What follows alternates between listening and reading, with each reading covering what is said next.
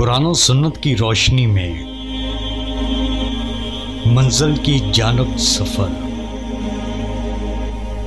قاری محمد حنیف ڈار کے ساتھ۔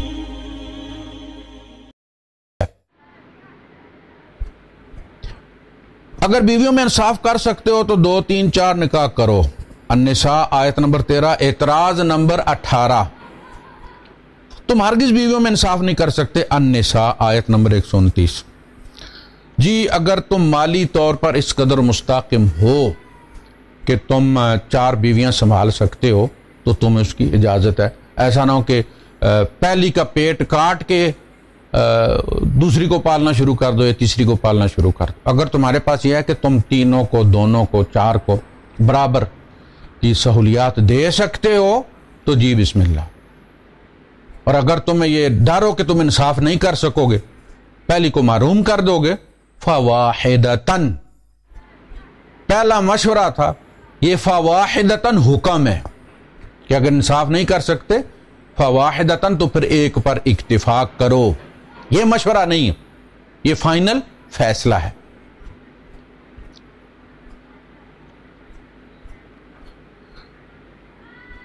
جی تم ہرگز بیویوں میں انصاف نہیں کر سکتے۔ دیکھیں آدھی آیت اس نے کوٹ کی ہے بندے نے، سورہ النساء آیت نمبر 129۔ وَلَن تَسْتَطِيعُوا أَن تَعْدِلُوا بَيْنَ النِّسَاءِ وَلَوْ حَرَصْتُمْ، وَلَوْ حَرَصْتُمْ، اگر تم چاہو بھی، تم حریص ہو کہ تم انصاف کرنا چاہتے ہو، لن تستطيعوا، تم عدل نہیں کر سکتے۔ دیکھیں جب بندہ دوسری شادی کرتا ہے تو پہلی بیوی تلخ ہو جاتی ہے، اور پہلی بیوی سے عموماً اسی قسم کی حرکتوں کی وجہ سے، اسی تلخی کی وجہ سے بندہ سمجھتا ہے کہ وہ دوسری کرے گا تو چین اور سکون میں چلا جائے گا، جبکہ دوسری شادی کے بعد پہلی ساری مروت اٹھا کے سائیڈ پہ رکھ دیتی ہے، اور پھر وہ کہتی ہے، ماں بہن کی بھی سناتی ہے، اور پتہ نہیں کیا کیا کرتی ہے، پھر وہ کتا بلا جو اس کے منہ میں آتا ہے شوہر کو کہتے ہے۔ اس کے بعد کیا ہوگا؟ اسے محبت ہوگی؟ نہیں ہوگی، نفرت بڑھے گی اس سے، اور عموماً پہلی پھر انہی حرکتوں کی وجہ سے چھوٹ جاتی ہے۔ اس صورت میں یہ کہا گیا ہے وَلَن تَسْتَطِيعُوا أَن تَعْدِلُوا بَيْنَ النِّسَاءِ وَلَوْ حَرَصْتُمْ، تم حریص بھی ہو، تم نہیں کر سکتے، نہیں کر سکو گے تم، لیکن یہ مت کرو۔ اب آگے ہدایت اصل دی گئی ہے، فَلَا تَمِيلُوا كُلَّ الْمَيْلِ فَتَذَرُوهَا كَالْمُعَلَّقَةِ، تم پیار اور محبت میں تو انصاف نہیں کر سکتے، میں تم پر یہ جبر بھی نہیں کرتا۔ انسان کا دل اس کے اپنے اختیار میں نہیں ہوتا۔ اگر کوئی اسے گالیاں دے رہی ہے یا اس کو ننگا کر رہی ہے یا محلے میں اس کی مشہوریاں کر رہی ہے کہ یہ ہے، یہ اس طرح کیا کرتا تھا، یہ کیا کرتا تھا، تو اس دل میں ظاہر اس عورت کی محبت نہیں رہے گی۔ اللہ پاک کہتا ہے میں اس محبت کے لیے تمہیں مجبور نہیں کرتا، نہ گرفت کرتا ہوں کہ تم پہلی سے محبت کیوں نہیں کرتے، اس پر گرفت نہیں ہوگی۔ لیکن یہ نہیں ہو سکتا کہ تم دوسری کی طرف ہی ہر طرح سے مائل ہو جاؤ، فَتَذَرُوهَا كَالْمُعَلَّقَةِ، اور پہلی کو تم لٹکا ہوا چھوڑ دو۔ یعنی مادی لحاظ سے جو بھی تم دوسری کو دو گے وہ تم پہلی کو بھی دو گے۔ محبت ہے یا نہیں؟ کپڑے برابر کے ہوں گے، کھانے اور اس کے لیے سہولیات جو بھی ہے، جو خرچہ برچہ، وہ سارا برابر کا ہوگا۔ وہ محبت کے ساتھ اس کا کوئی تعلق نہیں، وہ قانون عدل کے ساتھ ہے۔ اگر تم ایسا نہیں کرو گے تو عدالتی گرفت ہوگی۔ محبت کے لیے مجبور نہیں کیا جا رہا تمہیں۔ محبت میں عدل کی شرط نہیں لگا دے کہ جتنی محبت اس سے دوسری سے کرتے ہو پہلی سے بھی کرو، یا تیسری سے جو کرتے ہو وہ پہلی 2 سے بھی کرو۔ محبت کے معاملے میں ہم تم پر جبر نہیں کرتے، لیکن باقی مادی معاملات میں رہائش ایک نے ایک کو جھونپڑی میں رکھا ہوا اور دوسرے کو جا کے بیریا ٹاؤن میں لے دیا ہے، یہ بے انصافی ہے۔ وہ پھر سب کو برابر جتنی چل سکتے ہو نا، جتنی دونوں کو فراہم کر سکتے ہو، وہ سٹیپ لو تم۔ یہ ہے وہ بات جو اللہ پاک یہاں سورہ النساء میں 129 نمبر آیت میں سمجھا رہا ہے۔ یہ تضاد نہیں، تفصیل ہے۔ روز آخرت والے دن اللہ کچھ لوگوں سے کلام نہیں کرے گا۔ آل عمران آیت نمبر 77، وَلَا يُكَلِّمُهُمُ اللَّهُ وَلَا يَنظُرُ إِلَيْهِمْ، نہ اللہ ان سے بات کرے گا، نہ اللہ ان کی طرف دیکھے گا۔ یہ دیکھیں بڑی گہری بات، کیا اللہ پاک کسی سے آنکھیں میٹ سکتا ہے کہ اللہ کو کچھ نظر نہ آئے، کہ اللہ ان کی طرف دیکھے گا نہیں؟ اور کیا اللہ جو ہے وہ خاص طور پر کچھ کسی کو دیکھنا چاہے تو دیکھتا، باقی اسے نظر پھر نہیں آتے جن کو نہ دیکھنا چاہے؟ اللہ ہر حال میں ہر چیز کو مسلسل دیکھنے والا ہے، کوئی چیز اس کی نظروں سے اوجھل نہیں ہوتی۔ کوئی سیارہ آگے آ جائے زمین سے بڑا تو زمین والوں کو دیکھنے کے میں حائل نہیں ہو سکتا، اللہ اس وقت بھی زمین والوں کو اسی طرح دیکھ رہا ہوتا ہے۔ وہ سمندر کی تہ والے کو دیکھنا چاہے تو پانی نہیں روک سکتا، وہ پہاڑ کے اندر غار والے کو دیکھنا چاہے تو پہاڑ کی چوٹی اور اس کا جسہ جو ہے وہ اس غار والے کو دیکھنے میں حائل نہیں ہو سکتا۔ لہذا اس کا کیا مطلب ہے کہ اللہ ان کی طرف دیکھے گا نہیں اور کلام نہیں کرے گا؟ یہ نفرت کا اظہار ہے۔ جب بندہ کسی سے نفرت کرتا ہے تو پھر نہ صرف یہ کہ بات نہیں اسے کرتا بلکہ اس کی طرف وہ دیکھنا بھی پسند نہیں کرتا، مجلس میں بیٹھا تو بھی آنکھیں چار نہیں کرتا، دوسری طرف دیکھتا ہے۔ یہ نفرت کا اظہار ہے کہ اللہ پاک کو ان سے اتنی نفرت ہوگی کہ وہ ان سے کلام نہیں کرے گا، یعنی فرشتوں کے حوالے کر دے گا، ان کو لے جاؤ ان کو۔ جس کو اللہ، اس کی تفصیل میں حضور فرماتے ہیں کہ جس کو اللہ دیکھ لے گا تو پھر اس کی رحمت جو ہے وہ جوش مارے گی اور اس کا کچھ کام ہو جائے گا۔ میں آپ کو بتاتا ہوں، گاڑی ایک بک کی ہم نے، کیری ڈبہ تھا، تو اس میں فیملیاں ساری بیٹھ گئیں تو کچھ بچے رہ گئے۔ میری وائف کی ساری بہنیں بیٹھ گئیں اور میری سالی کا بیٹا جو ہے وہ باہر رہ گیا۔ اس نے لارا لگا کے بھیجا ہوا تھا کہ یہ جو ریڑھی ہے نا گوبر والی، یہ کچرے والی، یہ پھینک کے کھیتوں میں آؤ تو تمہیں پنڈی ساتھ لے کے جاؤں گی۔ وہ ابھی رے کے رستے میں آ رہا تھا، اس نے دیکھا سارے کیری میں بیٹھے ہوئے جا رہے۔ اب وہ تو پاگل ہو گیا، اس نے دوپٹے اٹھا لیے، گاڑی روک لی اور وہ دوڑ دوڑ کے اس طرف جائے جس طرف اس کی ماں ہے، کہ اس کی ماں ایک دفعہ اس کو دیکھ لے کہ اس کا حال کیا ہے۔ دیکھیں یہ ہے اصل چیز۔ وہ گھوم کے وہ دیکھ رہا تھا سواریوں کو کہ میری ماں کس طرف ہے، ادھر جائے ادھر جائے، آخر وہ ماں کی نظروں میں آ گیا۔ ماں کی نظروں میں آیا تو اس نے ماں نے کہا کہ یا اس کو بھی بٹھا دو یا مجھے بھی اتار دو۔ بتائیے آپ، یہ بات ہے جس کو رب قیامت کے دن دیکھ لے گا نا، اس کا کام ہو جائے گا۔ ایک شخص کے بارے میں آتا ہے کہ وہ مڑ مڑ کے دیکھے گا، فیصلہ ہو جائے گا، وہ مڑ مڑ کے دیکھے گا۔ اللہ پاک فرمائے گا روکو اسے، پیچھے کیا دیکھ رہے ہو؟ کہ گا اللہ مجھے تجھ سے یہ امید نہیں تھی، تو جانتا ہے کہ میں تجھ سے مغفرت کی امید رکھے بیٹھا۔ اللہ پاک فرمائے گا جا تجھے تیرے حسن ظن کے بدلے معاف کی۔ یہ ہے وہ بات کہ یہ فیصلہ ہو جانے کے بعد ریویو پٹیشن یہ ہوتی ہے کہ اللہ اس بندے کو دیکھے اور کہے کہ اچھا چھوڑ دو اسے۔ فرمایا لا ولا ينظر الیہ، دیکھے گا ہی نہیں، لے جاؤ اسے۔ اور جس سے کلام کرے گا اس کا مطلب ہوگا کہ اسے ڈسکاؤنٹ دینا چاہتا۔ جب استاد، ٹیچر یا والد بلا لیتا ہے، والدہ بلا لیتی ہے اور بات شروع کر دیتی ہے تو پھر کوئی نہ کوئی حل نکالتی ہے۔ باپ کہتا ہے کہ ایسا کان پکڑو اور 3 لکیریں نکالو، یا ماں کہتی ہے جاؤ جا کے تو وہ ڈنگروں کے لیے چارہ لے آؤ، پھر وہ معاف ہو جاتا ہے، وہ جو آپ کرکٹ کھیلنے چلے گئے تھے۔ کوئی نہ کوئی سبیل نکل آتی ہے۔ اللہ پاک کہتا ہے نہیں، میں کلام ہی نہیں کروں گا ان سے، میں دیکھوں گا ہی نہیں۔ یہ وہ بات ہے جو یہاں فرمائی گئی ہے۔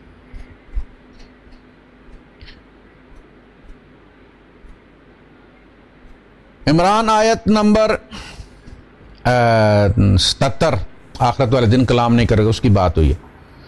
اور سورہ حجر جو ہے آیت نمبر 92 سب سے سوال کیا جائے۔ ہاں گناہوں کے بارے میں سب پوچھے جائیں گے نا۔ اب سوال تو کیا جائے گا، سو مطلب یہ ہے کہ خود اللہ تو سوال، ہر ایک سے تو اللہ سوال نہیں کرے گا نا، وہ تو محاسبے والا آٹومیٹک سسٹم ہوگا، وہ تو پرنٹ ان کے ہاتھ میں آتا چلا جائے گا۔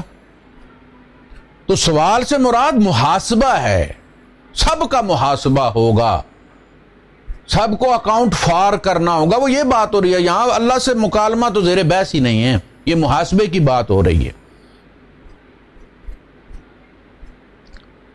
اعتراض نمبر ان کا 20 ہے، مصیبت اللہ کی طرف سے آتی ہے، تغابن۔ ما اصاب من مصیبت الا باذن اللہ، کوئی مصیبت نہیں آتی مگر اللہ کے اذن کے ساتھ آتی ہے۔ یعنی یہ نہ سمجھو کہ فلاں نے بندش کر دیا، فلاں نے تعویذ کر دیا، فلاں نے جادو کر دیا، فلاں نے گنڈا کر دیا ہے اس لیے آئی ہے نا، وہ تمہارا امتحان ہے، رب کی طرف سے تمہاری پیدائش کے وقت ہی تمہارے نام اس میں لکھ دیا گیا تھا، اب وہ امتحان آیا ہے، پیپر آیا ہے، دو، صبر کرو، مقابلہ کرو اس کا ایمان اور صبر کے ساتھ، دعا کے ساتھ۔ مصیبت خود انسان کی وجہ سے آتی ہے، شورا، مصیبت کا ذریعہ تو خود انسان ہی بنتا ہے نا، انسان کوئی ایسا قدم اٹھاتا ہے کہ جو اس کے لیے مصیبت بن جاتا ہے، لیکن وہ اللہ کی طرف سے امتحان ہوتا ہے، سبب تو انسان ہی بنتا ہے اس مصیبت کا۔ بعض دفعہ انسان خود، جیسے اللہ پاک نے فرمایا وَيَدْعُ الْإِنسَانُ بِالشَّرِّ دُعَاءَهُ بِالْخَيْرِ، انسان اپنی بدی کی، برائی کی، اپنے نقصان کی دعا اس خشوع و خضوع سے کرتا ہے جیسے خیر کی جاتی ہے۔ مثلاً ایک لڑکا تھا ہمارے ساتھ، 80s کی بات ہے، وہ لائسنس میں جب چوتھی پانچویں ٹرائی فیل ہو گیا تو ہم نے اسے حوصلہ دیا کہ یار کوئی بات نہیں، اللہ پاک اس میں کوئی اللہ کی حکمت ہوگی، تو وہ غصے سے کہنے لگا کہ اللہ پاک مجھے لائسنس دے دے، اپنی حکمت اپنے پاس رکھے۔ اگلی ٹرائی میں اس کو لائسنس مل گیا، اور پھر وہ نوکری بھی اس نے جوائن کر لی اپنے والد کے ساتھ ہی، اسی محکمے میں، ہمارے ساتھ ہی میں۔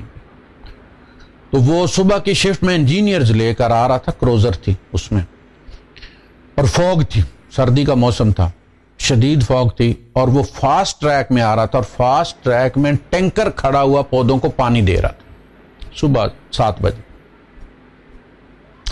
اور وہ آ رہا ہے 120 130 140 پہ، فل سپیڈ پہ، موٹر وے ہے، اس نے ٹینکر کو ہٹ کیا، خود بھی مر گیا، ایک بندہ جو کھڑا وہ پائپ والا تھا ٹینکر کے ساتھ اس کو بھی مار دیا، اور 2 انجینئر بھی ساتھ مار دیا، ایک فرنٹ سیٹ پہ بیٹھا تھا، ایک اس کے پیچھے بیٹھا تھا۔ اب آپ بتائیے، اس نے کہا اللہ اپنی حکمت اپنے پاس رکھ کے مجھے لائسنس دے دے اور بیچ سے ہٹ جائے، تو پھر ہو گیا، وہ کھڑاک ہو گیا، ایک ٹرائی اور فیل ہو جاتا تو شاید اس حادثے سے بچ جاتا۔ تو یہ ہوتا ہے کہ بندہ بعض دفعہ اپنے مقدر کی گرہ جو ہے وہ اپنے ہاتھوں لگا دیتا ہے۔ یہ جو بھی کام دنیا میں ہوتا ہے، اللہ پاک کہتا ہے ہم نے انسان کو پیدا کیا، لیکن یہاں شادی ہوتی ہے، ماں باپ ہوتے ہیں، اکٹھے ہوتے ہیں، 100 جگاڑ کرنے پڑتے ہیں تو بچہ پیدا ہوتا ہے۔ اللہ کہتے ہیں اللہ بھائی انسان ہی ذریعہ بنتے ہیں نا ان چیزوں کے۔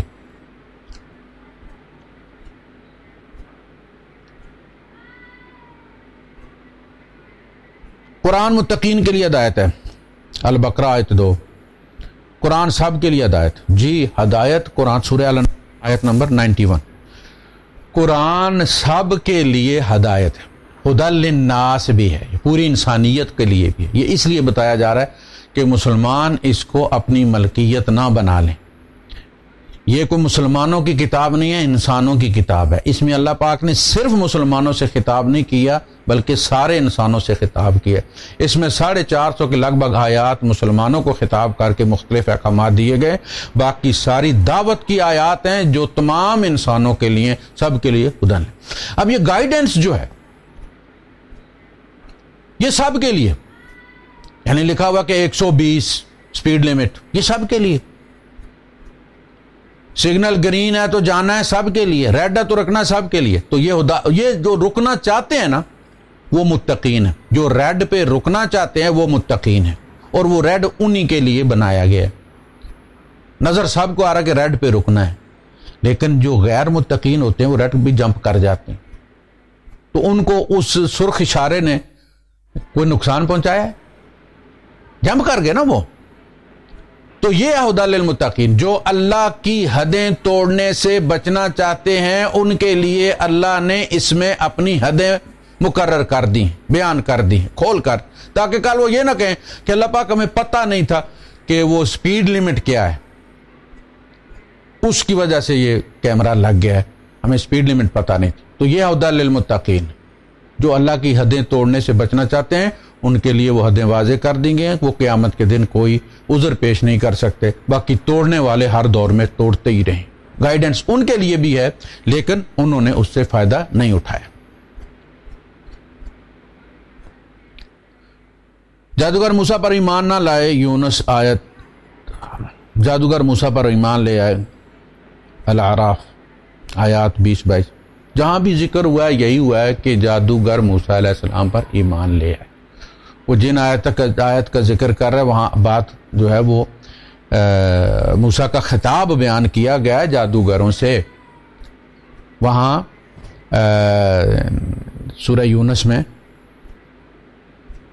جادوگروں سے خطاب بیان کیا گیا، نتیجہ بیان نہیں کیا گیا، جبکہ اعراف میں نتیجہ بیان کیا گیا ہے کہ جادوگر ایمان لے آئے.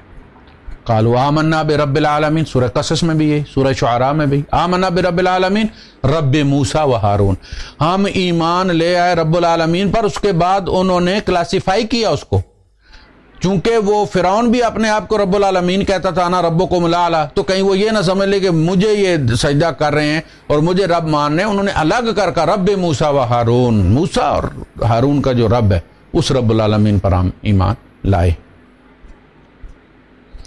تو ایک جگہ صرف خطاب موسیٰ علیہ السلام کا کوٹ کیا گیا ہے اور دوسری جگہ اس کا نتیجہ بیان کیا گیا ہے، تضاد نہیں ہے. 23 ہم نے شیطانوں کو ان لوگوں کا دوست بنا دیا جو ایمان نہیں لاتے. آراف آیت نمبر 27 وَجَعَلْنَا الشَّيَاطِينَ أَوْلِيَاءَ لِلَّذِينَ لَا يُؤْمِنُونَ، لوگوں نے خود شیطانوں کو اپنا دوست بنایا ہے. آراف آیت نمبر 30.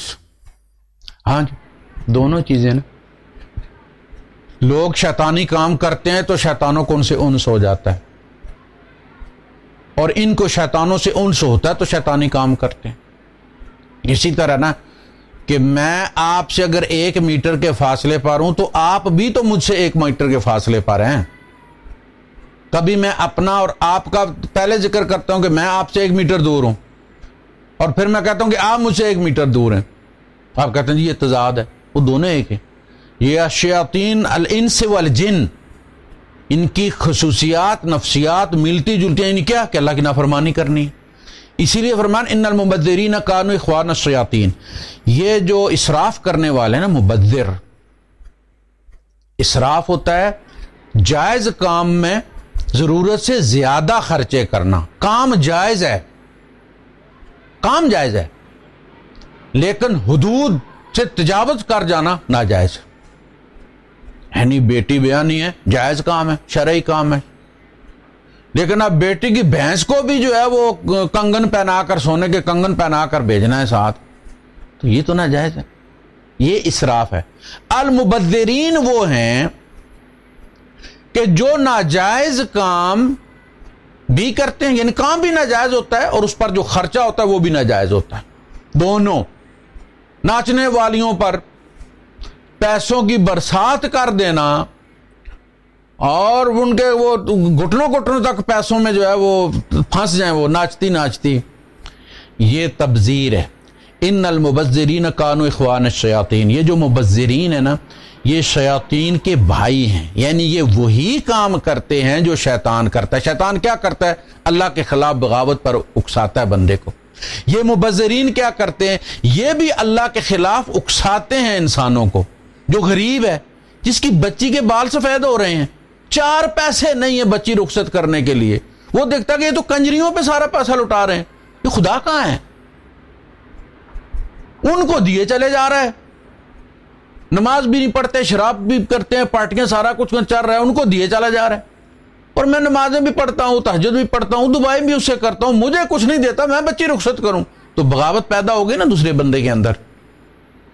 یہ شیطان کا، یہ بھائی ہیں شیطان کی. تو یہ اسی طرح ایک بعضهم من بعض، یہ شیاطین الانس والجن ایک دوسرے سے ہوتے ہیں، ان کی ملتی جلتی فطرت ہوتی ہے کہ اللہ سے. اب یہ جو اعتراض کرنے والا ہے یہ بھی تو انہی میں سے ہے نا، یہ بھی تو شیطان میں سے ہے کہ بغاوت اور اللہ کے خلاف اکسا رہا ہے کہ جی دیکھو جی اللہ نے یہ بھی تضاد کر دیا، اللہ نے وہ بھی تضاد کر دی، معاذ اللہ.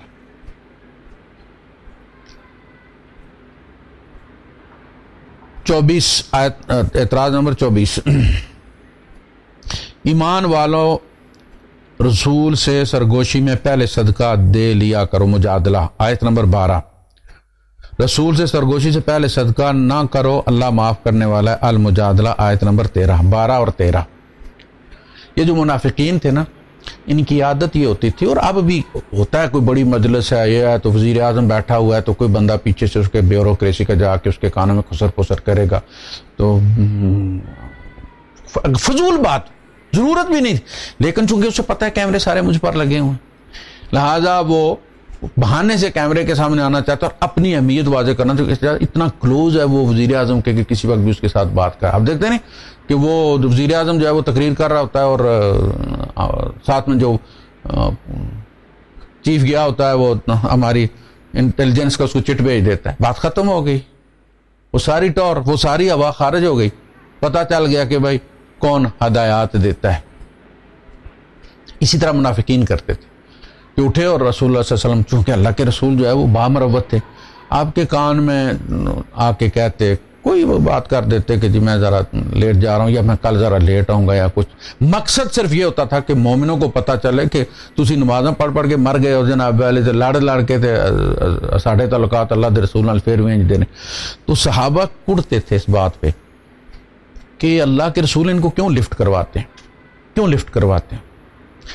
اس پہ اللہ نے فرمایا کہ اچھا اب ہم اس سرگوشی پہ جو وہ منافق، یہ ویک پوائنٹ تھا منافقین کا کہ یہ انفاق سے ان کی جان نکلتی تھی، چونکہ یہ سمجھتے تھے کہ یہ ٹیکس ہے، وہ نیکی والا تو تصور ہی کوئی نہیں تھا نا، ایمان ہی کوئی نہیں تھا، تو وہ تو سمجھتے تھے کہ یہ بھتہ ہے جو یہ ہم سے لیتے ہیں، جان جاتی تھی۔ اللہ پاک نے اسی جگہ اسی رگ پر انگلی رکھی اور کہا کہ اب جو بھی نبی کریم صلی اللہ علیہ وسلم سے سرگوشی کرے گا وہ پہلے صدقہ دے گا۔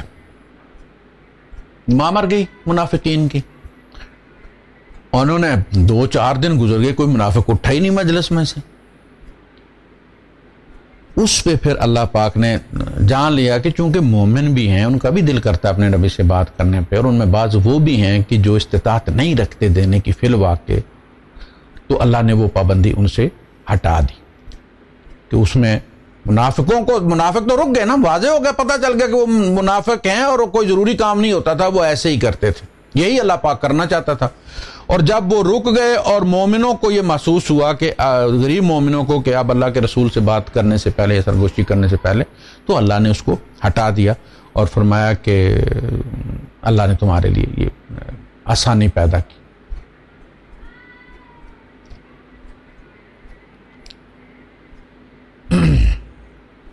پچیس آسمان اور زمین علیحدہ تھے، فصلت آیت 11، آسمان اور زمین باہم ملے ہوئے تھے۔ یہ مختلف مراحل کی بات اللہ پاک نے کائنات کی ہے۔ ایک وہ وقت تھا جب ملے ہوتے، ان السماوات والارض کانتا رتقا ففتقناہما، ایک نیبولا ہی تھا نا، سارا دھواں ہی تھا نا، سارے کے سارے ایک ہی تھے، پھر وہ ان گیسز سے اور اس پریشر سے اور بجلیوں سے اور ساری چیزوں سے جو ہے وہ پھر الگ وجود تخلیق پاتے رہے۔ اب ایک پرات میں آٹا ہے، اس سے 2 درجن روٹیاں پکتی ہیں، تو اس میں سے جو نکلنے والا پیڑا ہے وہ کبھی اس کے باقی والے آٹے کے ساتھ ملا ہوا ہی تھا نا، پھر اس کی کوئی چیز بنا دی گئی، کانتا رتقا ففتقناہما، ہم نے پھر انہیں کھولا اور مختلف چھوٹے بڑے پھر بناتے چلے گئے، اور کائنات پوری جو ہے اسی طرح سے پہلے ایک ہی مادے کی تخلیق ہے، یہ ایک ہی کن کا نتیجہ ہے کہ پھر یہ اپنا وجود پاتے چلے گئے اس میں سے۔ اللہ کے سوا کوئی مددگار دوست نہیں، فرشتے دنیا میں بھی تمہارے دوست ہیں، آخرت میں بھی۔ فصلت آیت 31، اللہ کے سوا کوئی مددگار دوست نہیں، العنکبوت آیت 22۔ یہ بات تو صحیح ہے نا، اس میں اگر انسان کے اندر عقل نام کی کوئی چیز ہو تو اس میں کیا ہے، فرشتے اسی کے دوست ہیں جس کا اللہ دوست ہے، اور جس کا اللہ دوست ہے اس کے فرشتے بھی دوست ہیں۔ اللہ پاک تو قرآن میں بیان کرتا ہے کہ وہ تو اللہ کے عرش کا طواف کرتے ہوئے جو ہے وہ اہل ایمان کے لیے اور زمین والوں کے لیے جو استغفار بھی کرتے ہیں ان کے لیے، وَيَسْتَغْفِرُونَ لِلَّذِينَ فِي الْأَرْضِ وَيَسْتَغْفِرُونَ لِلَّذِينَ آمَنُوا۔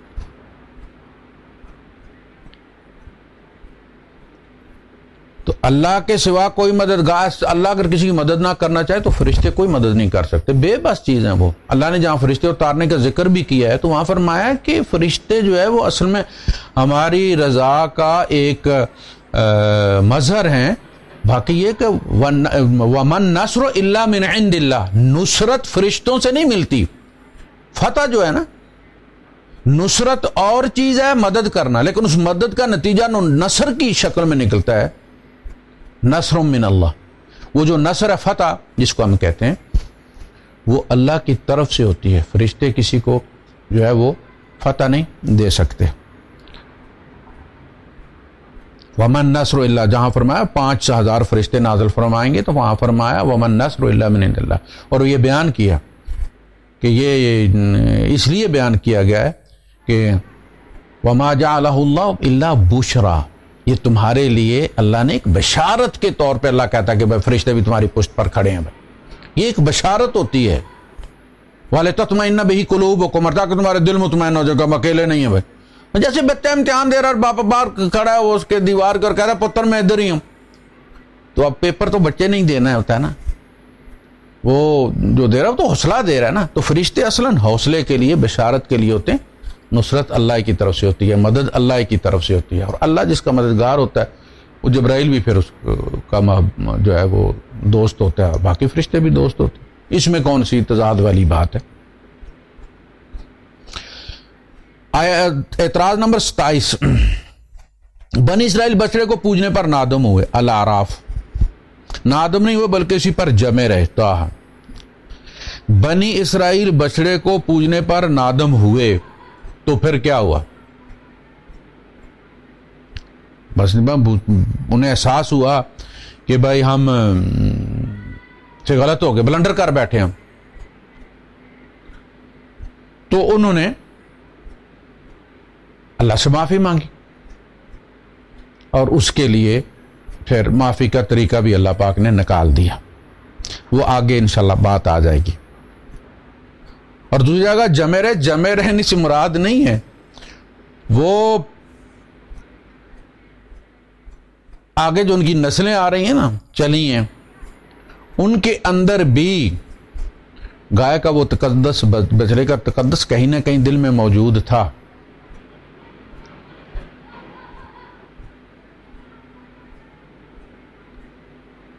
روز آخرت کے دن برے لوگوں کو اعمال نامہ پیٹھ پیچھے دیا جائے گا، الانشقاق آیت نمبر 10۔ وراء ظہورہم، ان کی پشتوں کے پیچھے پکڑایا جائے گا، بائیں ہاتھ میں دیا جائے گا، سورہ الحاقہ آیت نمبر 25۔ تو بھائی صاحب دیا تو بائیں ہاتھ میں ہی جائے گا، لیکن وہ بائیں ہاتھ پیچھے بندھا ہوا ہوگا نا، اللہ پاک اس لیے کہہ رہا ہے کہ پیٹھ کے پیچھے دیا جائے گا، بائیں ہاتھ میں ہی دیا جائے گا، فکر مت کریں، آپ کی تسلی ہو جائے گی جب آپ کے ہاتھ میں آئے گا تو، کہ وہ ہاتھ کہاں تھا، پیچھے تھا یا نہیں تھا۔ انشقاق میں بتایا گا ہاتھ جو ہے وہ پیچھے بندھے ہوں گے اور بائیں ہاتھ میں دیا جائے گا۔ 29 عیسیٰ وفات پا گئے، آل عمران آیت 55۔ عیسیٰ کی موت مشتبہ بنا دی گئی، جن کے لیے مشتبہ بنائی گئی تھی ان کے لیے بنائی گئی تھی نا، ان کے لیے پھانسی، یعنی وہ یہ سمجھتے تھے کہ انہوں نے پھانسی پر جس کو چڑھایا ہے وہ عیسیٰ ہیں، یہ بات مشتبہ تھی۔ شبہ لہم، کوئی اور اٹھا لائے وہ، اور اس کو لا کے انہوں نے چڑھا دیا، اس پہ تھوکا، اسے کانٹوں کا تاج پہنایا، چونکہ وہ کہتا تھا کہ اسے جو ہے وہ خدائی تاج پہنایا جائے، عیسیٰ علیہ السلام کہتے تھے، انہوں نے کہا یہ پکڑ پھر خدائی تاج، پھر اس کے انہوں نے کانٹوں کا تاج پہنایا، اس پہ تھوکا، اور پتہ نہیں کیا کچھ کیا، مگر وہ عیسیٰ نہیں تھے۔ قرآن یہ کہہ رہا ہے کہ وہ عیسیٰ نہیں تھے۔ وَمَا صَلَبُوهُ وَمَا قَتَلُوهُ وَمَا صَلَبُوهُ، نہ انہوں نے اسے مارا، نہ مارنے پر وہ قدرت رکھ سکے، نہ ہی صلیب پر چڑھا سکے، بلکہ معاملہ ان کے لیے شبہ لہم، وہ کوئی اور ہی تھا جس کو وہ صلیب پر چڑھا بیٹھے۔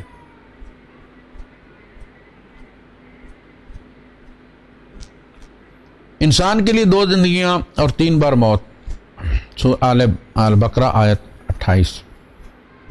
کنتم امواتا کیف تکفرون باللہ وکنتم امواتا، جبکہ تم مردہ تھے، یعنی یو آر نتھنگ۔ ہماری اس کیفیت کو ہمارے حق میں اللہ پاک بیان فرما رہا ہے کہ اس وقت تم اپنے لیے مرے ہوئے تھے، تم تھے ہی کچھ نہیں، تمہاری وہ پہلی حالت، ہمارے وجود سے پہلی حالت کو موت سے تعبیر کیا، کنتم امواتا فاحیاکم، تو اس نے پھر تمہیں زندہ کیا، یعنی وجود بخشا، زندگی دی۔ ثم یمیتکم، پھر وہ تمہیں مار دے گا، کوئی انکار کر کے دیکھے۔ وہ جو کرسی پر بیٹھا تھا وہ باندر، کہا خدا کوئی نہیں، انکار کر دے موت کا، مرے نہ۔ اس نے وعدہ کیا، پیدا بھی میں نے کیا، زبردستی کیا ہے، ماروں گا بھی میں، زبردستی ماروں گا، کوئی نہیں بچ سکتا۔ کوئی دوائیاں کھائے، اینٹی آکسیڈنٹس کھائے، منرلز کھائے، انجیکشن لگوائے، کچھ بھی کرے، ثم یمیتکم، پھر وہ تمہیں مار دے، ثم یحییکم، پھر تمہیں زندہ کرے۔ بس یہ پروسیس، اور ہر انسان کے ساتھ یہی پروسیس ہے، نبیوں کے ساتھ بھی یہی پروسیس ہے۔ انک میت و انہم میتون ثم انکم یوم القیامت عند ربکم تختصمون، آپ نے بھی مرنا ہے، انہوں نے بھی مرنا ہے، پھر اپنے رب کے پاس قیامت کے دن تم نے جھگڑا کرنا ہے، اس کی عدالت میں پیش ہونا ہے دونوں نے، نبی کو بھی اور امتیوں کو بھی، امت دعوت کو بھی۔ بس یہ پروسیس۔ اب اگر نبی کریم قبر میں جا کے زندہ ہو گئے ہیں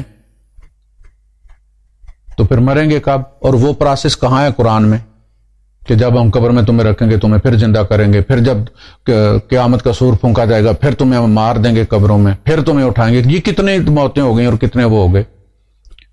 اور وہ جو آیت انک میت، آپ نے مرنا ہے، وہ آیت جو ہے وہ کب پوری ہوگی؟ اگر قبر میں زندہ تو مرے تو پھر نہیں ہے، تو وہ کب پھر پوری ہوگی؟ یہ ایک ضمنی بات تھی جو لوگوں میں غلط فہمی پھیلاتے ہیں۔ یہ جی ان کے 28 جو 30 پورے ہو گئے ہیں اعتراضات۔ انسان کے لیے 2 زندگیاں اور 3 بار موت ہے، 2 بار موت اور 2 بار زندگی ہے۔ ربنا امتنا اثنتین واحییتنا اثنتین، اے اللہ تو نے میں 2 دفعہ مارا اور 2 دفعہ پیدا کیا۔ تو وہی بات، ایک وہ دفعہ جب وہ کچھ بھی نہیں تھے، وہ موت تھی، کنتم امواتن، دونوں جگہ ایک ہی بات کہی گئی ہے، کوئی الگ بات نہیں ہے۔ کنتم امواتن فاحیاکم، پھر تمہیں زندہ کیا، ثم یمیتکم، پھر تمہیں مارے گا، 2 موتیں ہوگی، ثم یحییکم، پھر تمہیں اٹھائے گا، 2 موتیں ہوں گی، 2 زندگیاں ہوں گی۔ اور وہی چیز وہ وہاں اعتراف کر رہے ہیں، ربنا امتنا اثنتین واحییتنا اثنتین، سورہ غافر میں بھی اللہ پاک تو نے میں 2 دفعہ مارا، 2 دفعہ زندہ کیا۔ تو 2 دفعہ مارا وہی تھا جو ہم اپنے وجود سے پہلے نتھنگ لیس کی کیفیت اس میں صورت میں تھے، لیکن اللہ کے علم میں موجود تھے، وجود کوئی نہیں تھا ہمارا فزیکل، وہ موت کی کیفیت تھی۔ وآخر دعوانا الحمدللہ رب العالمین۔